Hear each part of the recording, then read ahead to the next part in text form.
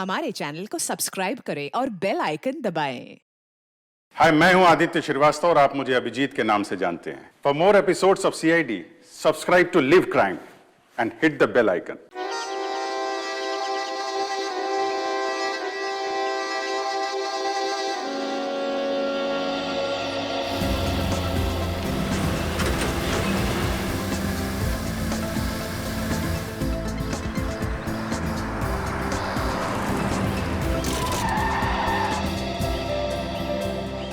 अवनी, एक काम करो, गाड़ी को रिवर्स गियर में लगाओ। हाँ, लेकिन मुझे डर लग रहा है। पता नहीं गाड़ी कहीं इधर उधर चली गई तो। कुछ नहीं होगा, जैसा मैं बोलता हूँ वैसा करती जाओ, ओके? एक काम करो, गाड़ी को रिवर्स गियर में लगाओ और धीरे धीरे क्लच दबाओ और धीरे धीरे एक्सीलेटर छोड़ो, बस। अवनी बेटा, हम सिखा देते हैं तुम्हें गाड़ी चलाना। रमेश को तो वैसे भी ठीक से नहीं आता है। अरे काका, आप साइकिल चलाना तो ठीक से जानते नहीं है, गाड़ी क्या चलाएंगे? हाँ काका, आप ही सिखा दीजिए तो अच्छा है। ये तो सारा दिन फोन पे लगे रहते, मेरी तरफ ध्यान भी नहीं देते। अच्छा, एक काम करो, गाड़ी को रिवर्स गियर में लो। हाँ, हेलो,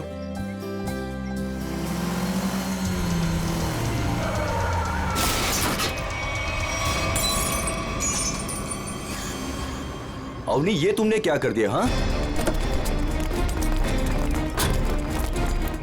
बदबू कहां से आ रही है?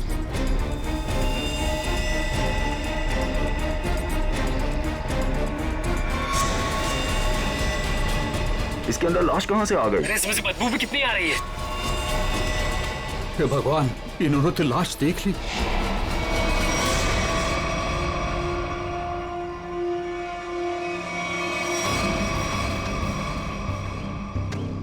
इस मूर्ति का बेस तो एकदम अच्छे से बनाया गया है। कोई लापरवाही की गई ऐसा लगता तो नहीं है।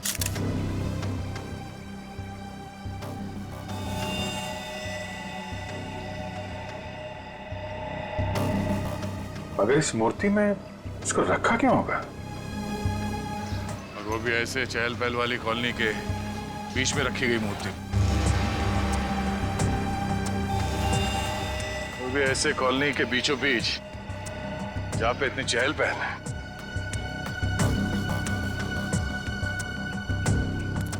सर, कॉलोनी के लोग काफी घबराए हुए हैं। किसी को नहीं पता है लाश किसके।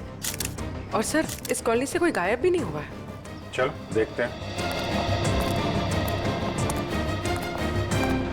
आप लोग प्लीज इन बच्चों को अंदर घर भेज दीजिएगा। ये सब देखना सुनना इनके लिए अच्छा नहीं, प्लीज। बच्चों, घर जाके खेलो, जाओ। माँ, आजोबा की मूर्ति में क्या था और उससे इतनी बदबू क्यों आ रही थी? घर आके बताती हूँ।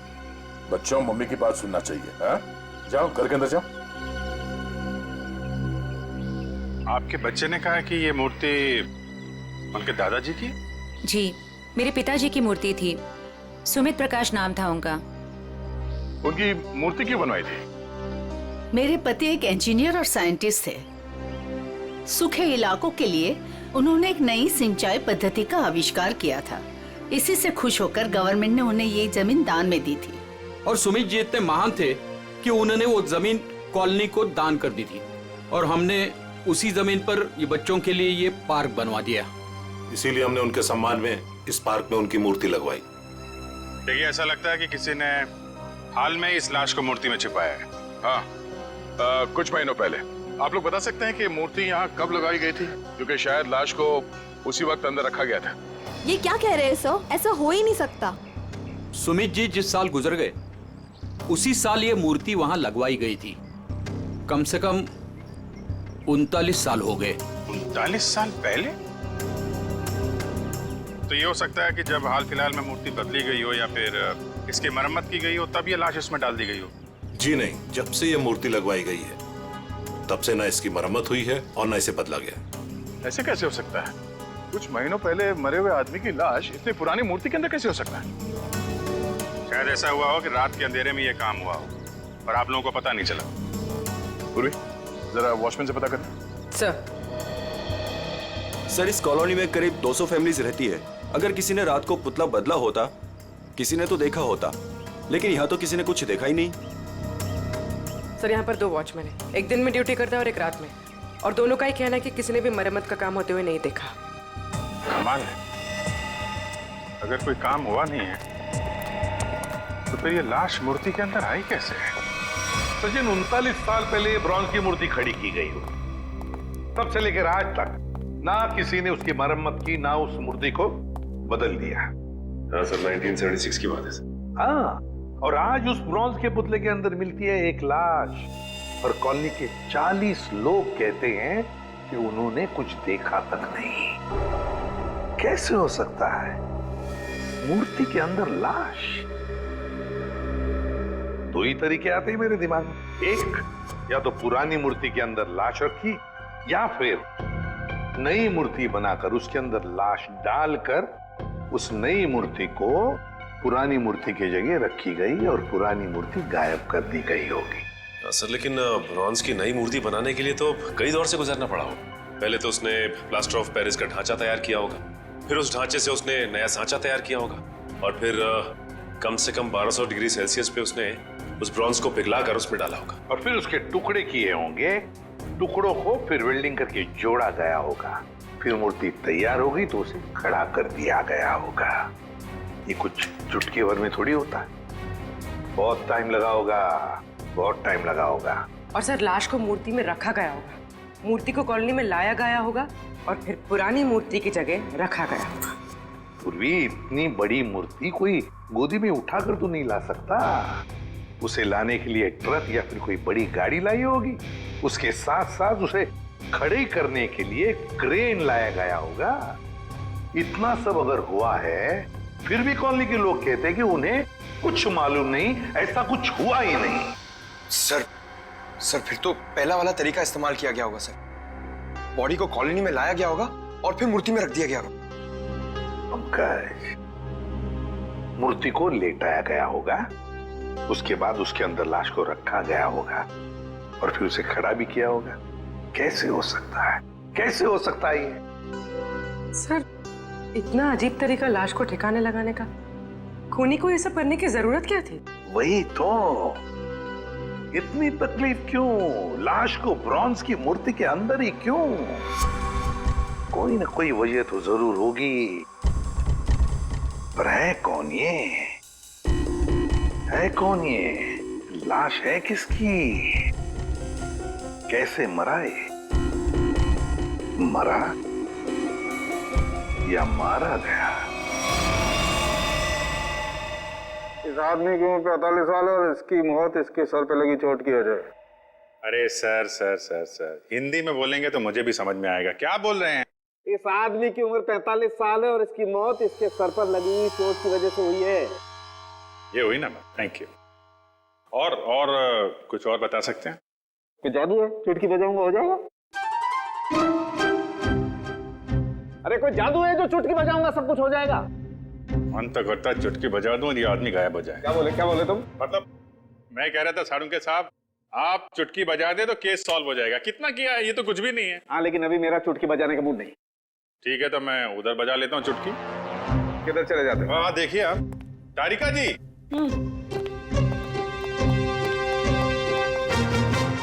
कुछ मिला आईडी वाईडी आपको? ना आईडी ना वॉलेट, कुछ नहीं। और ये कपड़ों की हालत देखो। भाई साहब, बज गई चुटकी। लेकिन मैं आपको एक चीज बता सकती हूँ। अरे वाह,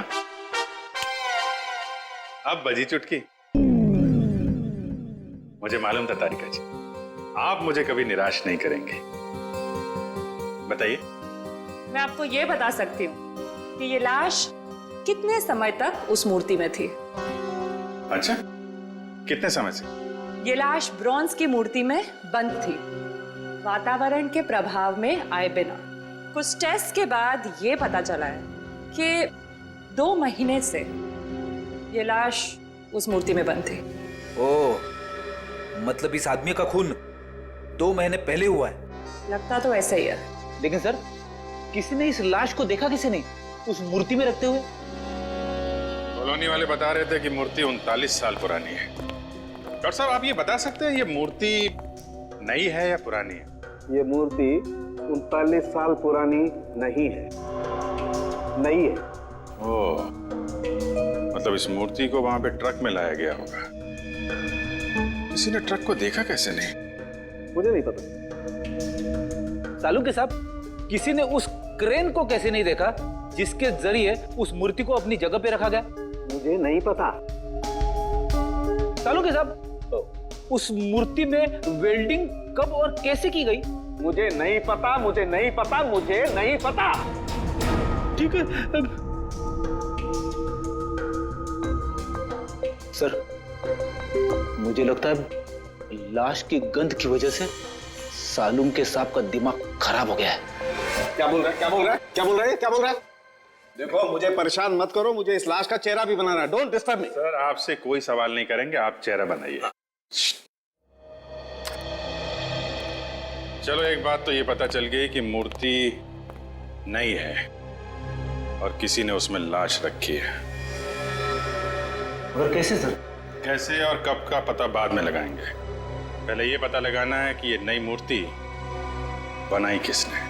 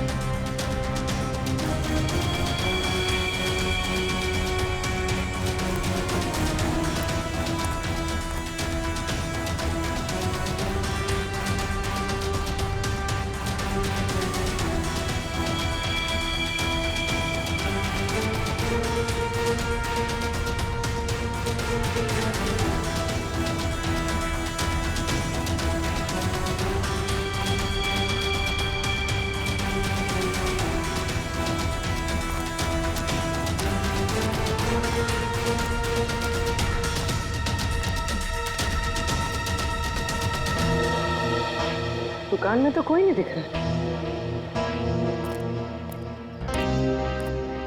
वाह, एक खूबसूरत लड़की मेरे दुकान पे। सीआईडी से हूँ मैं। तो क्या हुआ? लगता है तुम्हारा दिमाग ठिकाने पे नहीं है मिस्टर कुमार। क्या? कुमार? मैं किसी कुमार सुमार को नहीं जानता और न मैं कुमार सुमार हूँ। तुम निशित कुमार नहीं हो जिसकी ये दुकान है? ओह, इस दुकान के पहले वाले मालिक निशित कुमार, उनकी बात कर रही है ना? पहले वाला मालिक? हाँ, निशित कुमार का 2 महीने पहले खून हो गया।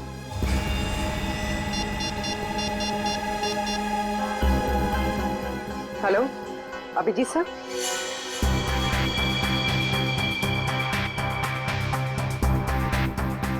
तारिका, बन गया ना चेहरा? तो इन्होंने ये दुकान निशित कुमार से खरीदी है और 2 महीने पहले उनका खून हो गया। 2 महीने पहले की वो लाश थी ना जो उस मूर्ति में से मिली? हाँ सर, लाश। हाँ, लाश। आप ये बताइए कि निशित कुमार के बारे में और क्या जानते हैं आप? सर, मुझे ज्यादा पता नहीं है। उनकी माली हालत भी ठीक नहीं थी और कई सालों से उनके पास कुछ काम भी नहीं था। उनके घर का एड्रेस देना। वो घर में अकेली थी। जब मैं बाहर से आई तो देखा चोरों ने उनका गला काट दिया था। शायद मैं यहाँ होती तो उनको बचा सकती थी सर। हम आपकी तकलीफ समझ सकते हैं अर्चना जी, पर क्या आप बता सकती हैं कि क्या क्या चोरी हुआ था? कुछ नहीं, चुराने के लिए है ही क्या घर में? कुछ नहीं था और अब भी नहीं है। आपके पति जो मूर्तियां बनाते थे वो किनके लिए बनाते थे? मेरा मतलब है उनके क्लाइंट्स कौन कौन थे? मुझे पता नहीं, लेकिन उनकी सारी चीजें वो अलमारी में रखते थे। हम वो अलमारी देख सकते हैं? जी। अलमारी देख लो जरा।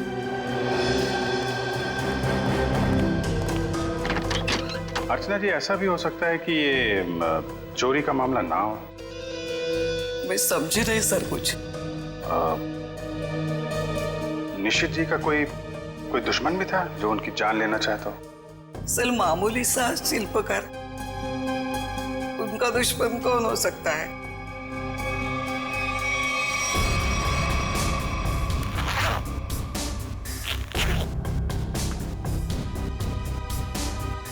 सर, हाँ बेट, इस फाइल में मूर्तियों की बहुत सारी न्यूज़पेपर कटिंग है सर। वो जो सारी मूर्ति बनाते थे ना, उसका सारा रिकॉर्ड इसी फाइल में रखते थे। और सर, ये देखिए।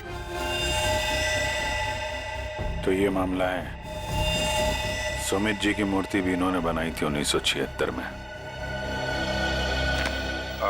अर्चना जी, मूर्ति बनाने वाले अक्सर अपनी बनाई हुई मूर्तियों का एक ढांचा अपने पास रखते हैं कि अगर मूर्ति टूट फूट जाए तो दोबारा बना सके। निशित जी भी ऐसा करते थे क्या? हाँ हाँ, उसके वो सारे ढांचे पिछले बाजू रखते थे।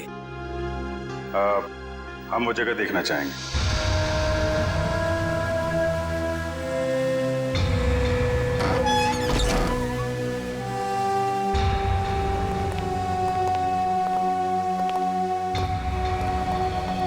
सर, आप सब देख रहे हैं ना, ये उनकी पूरी जिंदगी की कारीगरी है।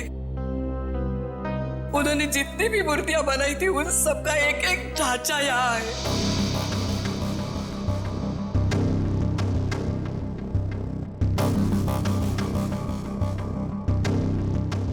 वो वाला नहीं दिख रहा है? कौन सा वाला? वो सुमित जी की जो मूर्ति का ढांचा है। वो उस तरफ होना चाहिए।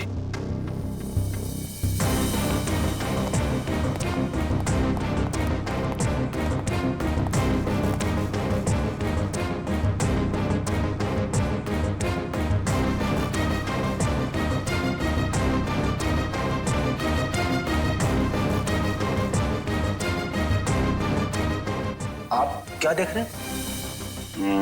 ये मिट्टी देख रहे हो? यहाँ पे कोई ढांचा था जो अब नहीं है।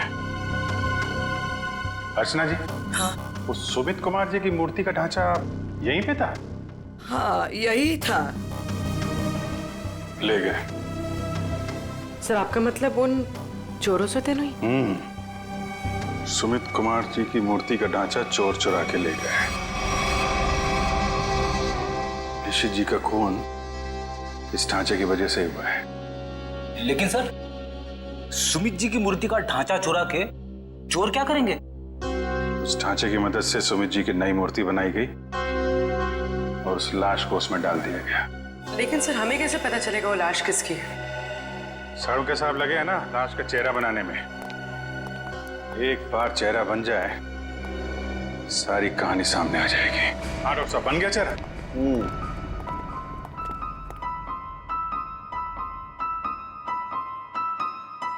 ये देखो बॉस, ये है वो मरा हुआ आदमी।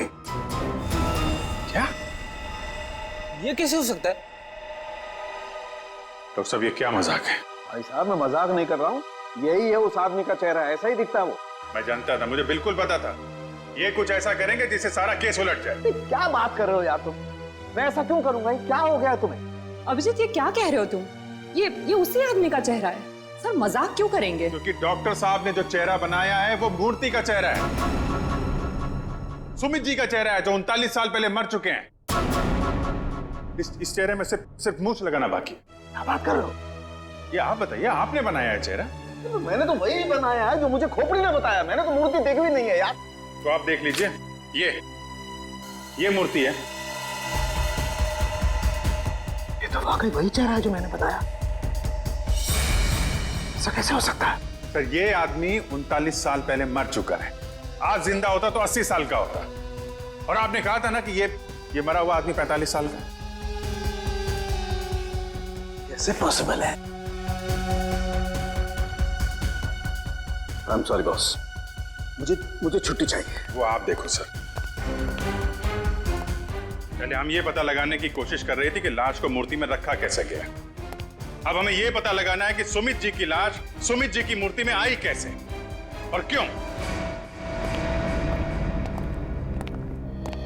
सर, कुछ पता चला उस लाश के बारे में? देखिए, उसी के बारे में हम लोग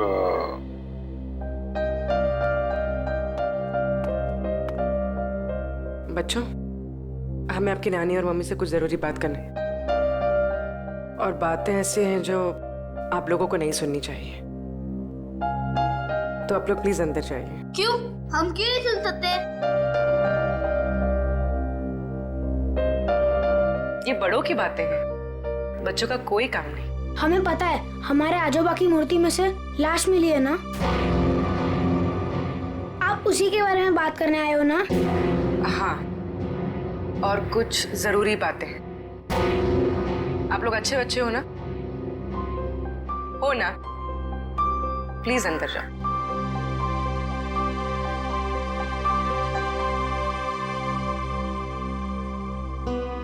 सर बताइए ना, क्या पता चला आप लोगों को? एक्चुअली इस केस की जांच को लेकर हम थोड़ी उलझन में हैं और हमें लगता है कि आप सुलझा सकती हैं इस उलझन को। कैसी उलझन? और मैं कैसे सुलझा सकती हूँ? दरअसल ये सब हमारे परिवार वाले जैसे ही हैं। जब से शादी करके आई हूँ इसी कॉलोनी में रह रही हूँ। ये लोग सब कुछ जानते हैं। आपको जो कुछ भी कहना है इनके सामने कह सकते हैं। ठीक है। आपके पति सुमित जी को गुजरे हुए करीब 39 साल हो गए, है ना? लेकिन सुमित जी की मूर्ति में से हमें जो लाश मिली है वो सुमित जी की है।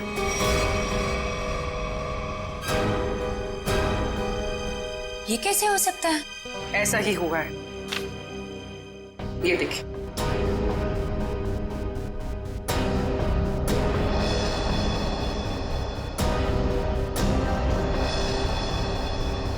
इतने यकीन के साथ आप ये कैसे कह सकते हैं? हाँ, ये हो ही नहीं सकता। जरूर कुछ भूल हुई है आप लोगों से। कोई भूल नहीं हुई। ये एक साइंटिफिक मेथड है जिसमें लाश की खोपड़ी का चेहरा बनाया गया है और यही चेहरा बना है सुमित जी का। लेकिन मेरे पिताजी की लाश कैसे आ सकती है? ये मुमकिन नहीं है। वही तो, लाश की उम्र करीब 45 साल की है। आपके पिताजी जिंदा होते तो 80 साल के ऊपर के होते।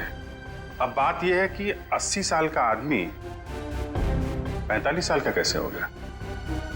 ये मैं कैसे जान सकती हूँ? अब आपको नहीं पता तो हमें कैसे पता होगा? चेहरा तो बिल्कुल आपके पति का ही है। सर, उनकी मौत के बाद उनका अंतिम संस्कार मैंने ही किया था। अगर किसी ने लाश बदल दी हो या कहीं किसी तरह वो जिंदा भी होते तो भी 80 साल का इंसान 45 साल का हो ही नहीं सकता। वही तो, यही बात हमें परेशान कर रही है। अच्छा, आपके परिवार में कोई ऐसा आदमी था जो बिल्कुल सुमित जी से मिलता जुलता हो? नहीं, जब से मैं उन्हें जानती हूँ या जब से मेरी शादी हुई है, मैंने तो ऐसा किसी को नहीं देखा जो उनकी तरह दिख रहा हो। चूंकि उस मरे हुए आदमी का चेहरा हूबहू आपके पति से मिलता जुलता है और उन दोनों में कोई संबंध है या नहीं, ये जानने के लिए मालती जी हमें आपकी थोड़ी मदद चाहिए। कैसी मदद? अगर आपको बुरा ना लगे तो हमें आपका डीएनए उस मरे हुए आदमी से मिला के देखना होगा। यही एक तरीका है सच्चाई को जानने का।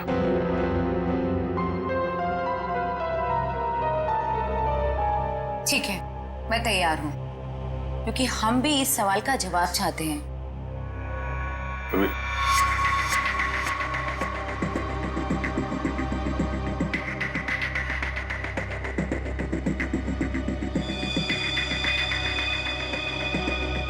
Thank you. हम फिर मिलेंगे और तब जवाब के साथ मिलेंगे।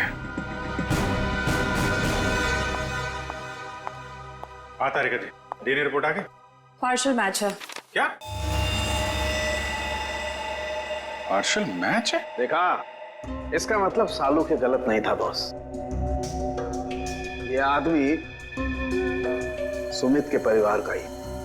बाप का डीएनए बेटी में भी है और इस मरे हुए आदमी में भी। निश्चित रूप से ये आदमी सुमित के परिवार का ही कोई है। अगर ये सुमित का रिश्तेदार है तो किसी ने इसे पहचाना कैसे नहीं? कोई तो होगा जो इसे पहचानता। ये बड़ी चौंकाने वाली बात है। आपने जो इसका चेहरा बनाया था उसकी फोटो हमने अखबार में भी भेजी, लेकिन ऐसा कोई भी आदमी सामने नहीं आया जो इसे पहचानता हो। अगर ये इसी शहर में था तो किसी ने तो इसे देखा होगा, कोई तो होगा इसके पहचान वाला। तारिका जी, आप तो जीनियस हैं। ऐसे क्या कह दिया मैंने? केस सॉल्व कर दिया। हो सकता है ये आदमी इस देश का हो ही ना, हो सकता है कि मरने से कुछ समय पहले इस देश में आया। ओह, इसीलिए किसी ने इसे पहचाना नहीं। हाँ, पिछले 2-3 महीने की इमिग्रेशन रिपोर्ट्स चेक करनी होंगी हमें। पंकज, आज के अखबार में मैंने अपना राशिफल देखा। जानते हो क्या लिखा था उसमें? क्या था सर? बहुत जल्द नौकरी में बदलाव होगा। इसका मतलब जानते हो? हाँ सर, ये तो बहुत दुख की बात है। आपका डिमोशन होने वाला है। आपकी पोस्ट तो मेरे से भी नीचे होने वाली है। क्या बोलता है? अरे इसका मतलब है मेरा बहुत जल्द प्रमोशन होने वाला है। हाँ, पिछले 1 हफ्ते से मुझे ऐसा ही लग रहा है। लेकिन मुझे ऐसा नहीं लग रहा है। क्यों? सर अभिजीत सर ने बिल्कुल सही पता लगाया सर। इमिग्रेशन रिकॉर्ड से उस मरे हुए आदमी का चेहरा मैच कर रहा है सर। गुड, मिला है सर।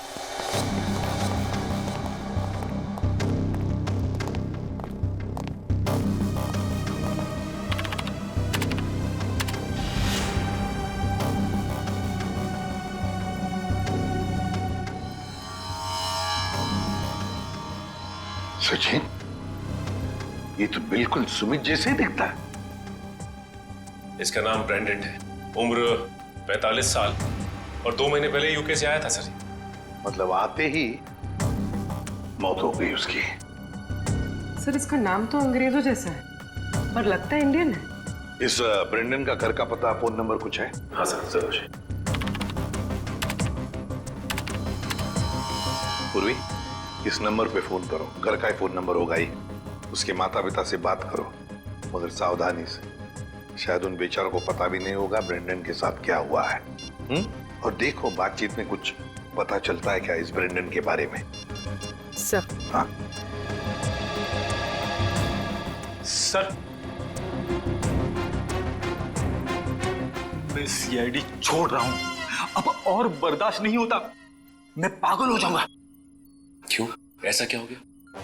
इस केस में बहुत कंफ्यूजन है और सबसे बड़ी बात तो यह है कि वो आदमी अंग्रेज निकला। मेरा दिमाग फट जाएगा सर। मैं भी छुट्टी पे जा रहा हूं, सालू के साथ।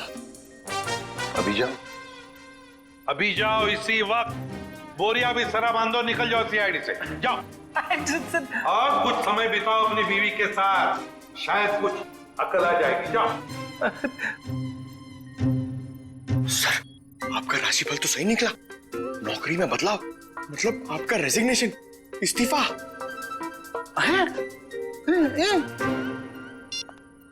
सर। हाँ पूर्वी, बात हो गई? हाँ सर, एक और चौंकाने वाली बात पता चली। क्या? सर, ये ब्रेंडन सुमित का बेटा था। ब्रेंडन सुमित का बेटा है? वो कैसे? उसकी पहली शादी से। सुमित ने बेatrice नाम की एक अंग्रेज औरत से 1970 में शादी की थी। बेटे को जन्म देते हुए वो औरत मर गई। बीवी की मौत के बाद उसका दिल टूट गया और वो अपने इस बेटे को लेकर इंडिया वापस आना चाहता था, लेकिन उसकी बीवी के घर वालों ने बच्चे को आने नहीं दिया। इसलिए बच्चे को नाना नानी के पास छोड़कर वो इंडिया आ गया। और इंडिया में आने के बाद उसने अर्चना से शादी की और अपनी पिछली जिंदगी मिटा दी, किसी को कुछ भी नहीं बताया। और इसीलिए सुमित के इस बेटे ब्रेंडन के बारे में यहाँ पे किसी को भी कुछ पता नहीं था। Yes sir. हाँ, लेकिन ये ब्रेंडन इंडिया आया क्यों? क्यों आया ये? सर, अपने नाना नानी की मौत के बाद उसे अपने पिता के बारे में पता चला, तो अपने पिता के परिवार वालों के बारे में जानने के लिए वो इंडिया आया था। कोई आदमी अपने परिवार के बारे में जानने के लिए इंडिया आता है और यहाँ पर उसका खून हो जाता है। नहीं नहीं नहीं नहीं, ये कोई और ही चक्कर है। सर, अब इस ब्रेंडन के खूनी तक हम कैसे पहुंचेंगे? शुरू से शुरू करके। सॉरी सर, आपका मतलब क्या था? एयरपोर्ट से पंकज, एयरपोर्ट से। जैसे ब्रेंडन एयरपोर्ट पर उतरा, पता लगाएंगे वो कहाँ गया, कैसे गया, किससे मिला?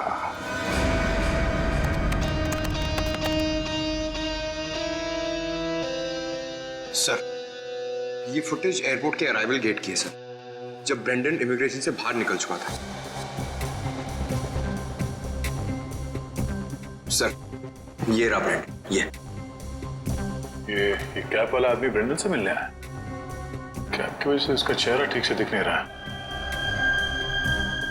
जरा जूम करो उस पर।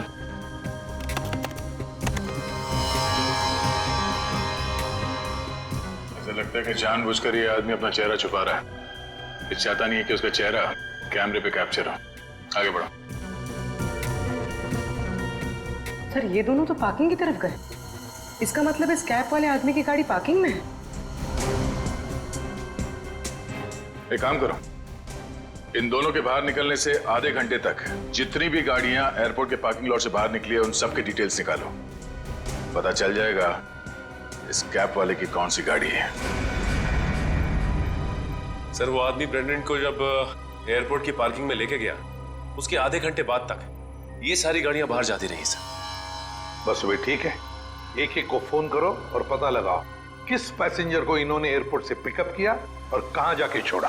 हेलो जी, मैं सीआईडी से इंस्पेक्टर सचिन बोल रहा हूँ। अच्छा, ये बताइए कि 15 फरवरी को आपकी कार इंटरनेशनल एयरपोर्ट पे गई थी किसी को छोड़ने के लिए? आप क्या करने गए थे? किसी को छोड़ने गए थे? मिसेस आंचल कुमार। ओके पूर्वी। Okay okay. क्या? किसको छोड़ने गए थे?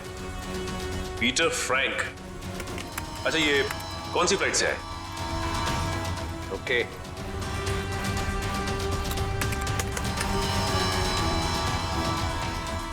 मिस्टर डिसिल्वा,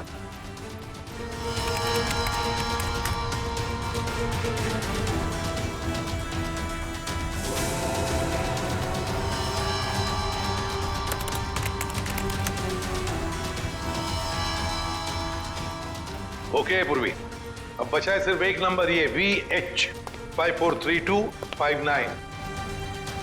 और सर, ये नंबर किसी मिस्टर अनिल के नाम पे, जो कि लोनावाला के बंगलों पे रजिस्टर्ड है सर। लेकिन ये आदमी फोन नहीं उठा रहा है सर। फोन नहीं उठा रहा है?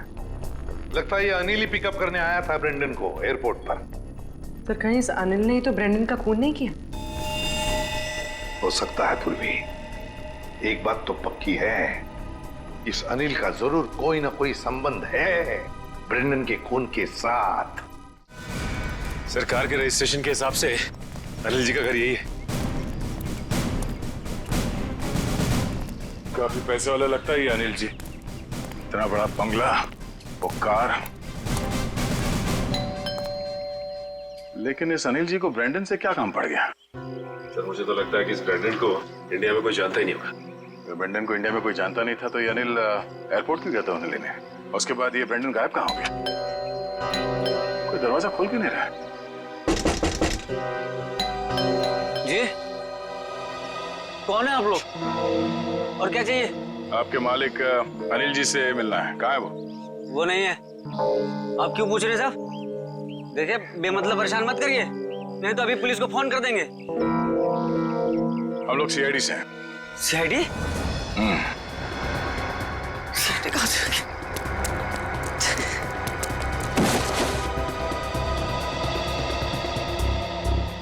अब ये हमारे किसी काम का नहीं है। लगता है अनिल जी उसी तरफ है जिस तरफ ये भाग रहा है। चलो देखते हैं। हट, हट।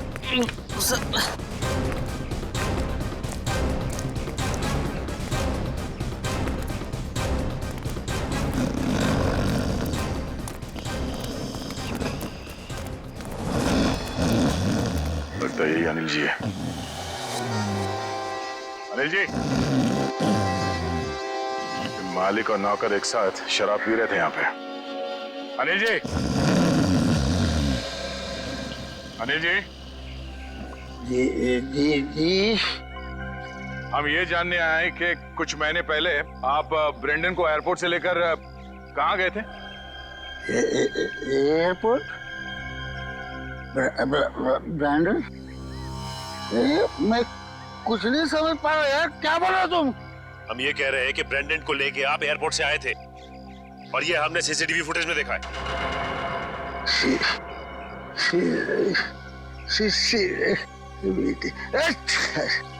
अनिल जी, आपकी कार कौन सी है?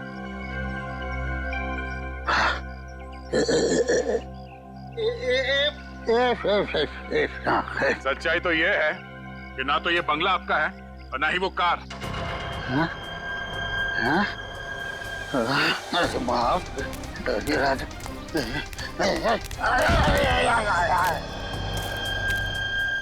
अब सच बताओ। सर मैं कुछ नहीं जानता सर मैं तो एक मामूली सा वॉचमैन हूँ सर, वॉचमैन। ये मेरा मालिक है ना, मालिक, उसने अपना बंगला और कार मेरे नाम पर कर दिया सर। ये मेरा कुछ भी नहीं है सर। तो फिर किसका है? सर मैं कैसे बोलूं सर, मेरी जान चली जाएगी सर। देखो तुम चिंता मत करो, कुछ नहीं होगा तुम्हें। सिर्फ ये बताओ किसने कहा था तुम्हें ये सब करने के लिए? क्या बात है, आप लोगों ने हमें यहाँ क्यों बुलाया? कुछ पता चला क्या? हाँ, एक चौंकाने वाली कहानी। ये कहानी हम आप लोगों को भी सुनाते हैं। इस कहानी को हम वहां से शुरू करते हैं जब सुमित जी को सरकार ने जमीन दान दिया था। उस जमीन में सिर्फ ये छोटा सा गार्डन नहीं था, बल्कि वो जमीन भी था जिसपे आज मॉल बना हुआ है आपके कॉलोनी के पीछे। लेकिन इस बात का पता हमें क्यों नहीं चला? क्योंकि आप लोगों से पहले कुछ और लोगों को पता चल गया। उन्हें यह भी पता चल गया कि सुमित जी अपनी पूरी जमीन को बच्चों के पार्क के लिए दान करना चाहते हैं, और ये बात उन्हें अच्छा नहीं लगा। उन्होंने सुमित जी को रोकना चाहा। जब सुमित जी नहीं माने तो उनका फोन कर दिया। क्या? जी हाँ, सुमित जी का एक्सीडेंट कोई एक्सीडेंट नहीं था। इसकी प्लानिंग की थी उन लोगों ने, और उन लोगों ने जमीन का एक छोटा सा हिस्सा आपके कॉलोनी को दिया और बाकी बिल्डर्स को बेच दिए। वो मॉल जहाँ पे खड़ा है वो जमीन। बिल्डर से मिले पैसे से ऐश कर रहे हैं वो लोग। उनके पास देश विदेश में बहुत सारे घर हैं, बंगलों हैं, ढेर सारी गाड़ियां हैं, और ये बात किसी को नहीं पता, उनके दोस्तों और परिवार वालों को भी नहीं। और सुमित जी का बेटा ब्रेंडन जब अपने परिवार वालों से मिलने इंडिया आया तो उसे भी मार दिया गया। क्यों, ये हमें मालूम नहीं। और फिर बेटे की लाश को पिता के मूर्ति में छुपा दिया। अब ये कैसे किया है, ये हम जानना चाहते हैं। लेकिन वो कौन लोग हैं? यही हैं वो लोग। सच तो ये इसी कॉलोनी में रह रहे हैं, धोखे और खून से कमाए हुए पैसों पर ऐश कर रहे हैं, लेकिन हम उन्हें जानते हैं।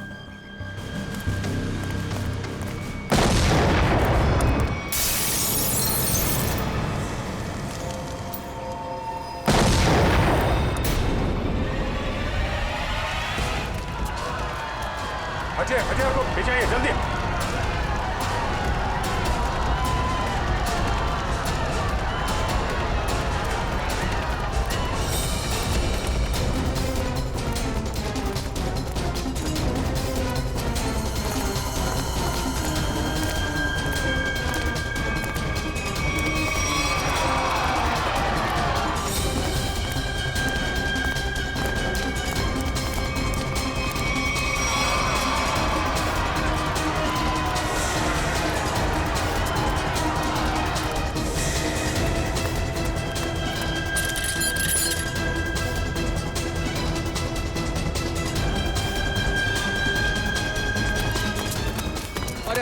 आनंद संभालना यार। अरे अरे क्या हो रहा है ये?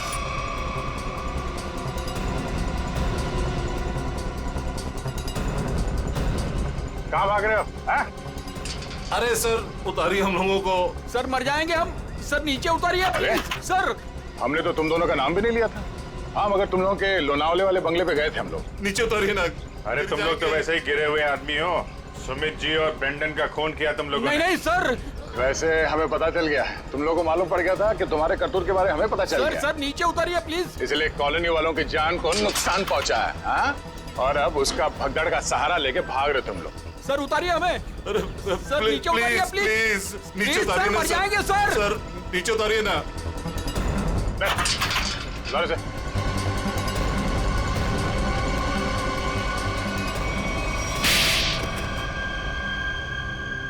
लेकिन वो तो आपके दोस्त थे, फिर आपने उनको क्यों मार दिया?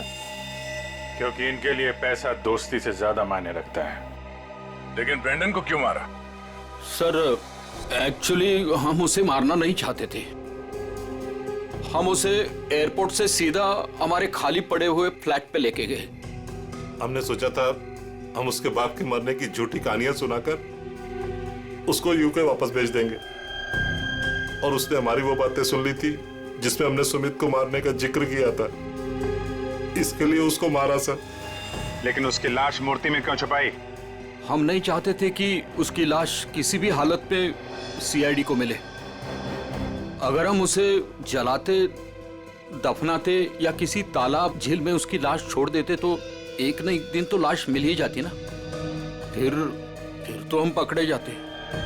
इसलिए हमने उसकी लाश सुमित की मूर्ति के अंदर डाल दी थी ताकि कोई ढूंढ ना सके। इसीलिए तुम लोगों ने निशित को मार दिया और उसके गोडाउन से सुमित जी के पुतले का ढांचा को चुरा लिया और नई मूर्ति बनाई। हाँ? लेकिन तुम लोगों ने मूर्ति जब बदली तो कॉलोनी वालों को कैसे नहीं पता चला? वो सर, हमने एक दिन पूरे कॉलोनी वालों को रात के खाने की दावत दी थी और हमने उनके खाने में नींद की गोलियां डाल दी थी। अच्छा, जब सारी कॉलोनी सो गई तो पुरानी मूर्ति की जगह नई मूर्ति रख दी।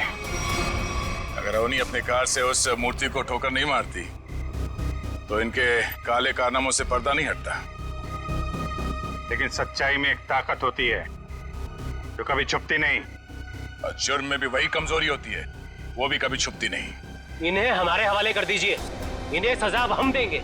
हाँ सर, इन्होंने हमें धोखा दिया है, ये हमारे गुनहगार है। नहीं सर, हमें अरेस्ट कर दो, ये लोग मार डालेंगे। हमें अरेस्ट कर लीजिए सर। तुम्हें सजा देने का हक अगर हमारे हाथ में होता तो हम तुम्हें इनके हवाले कर देते। हमारे हाथ बंधे हुए हैं, वरना निखिल, पंकज ले जाओ इन्हें।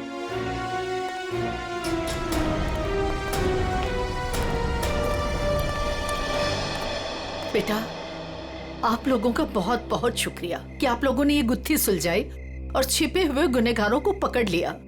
ये तो हमारा फर्ज था, लेकिन हम पूरी कोशिश करेंगे कि मॉल की जमीन भी कॉलोनी को वापस मिल जाए। आपके पति का जो सपना था वो पूरा होके ही रहेगा। खुश रहो बेटा, खुश रहो। For more updates, subscribe to our channel, click the show links and enjoy watching the videos.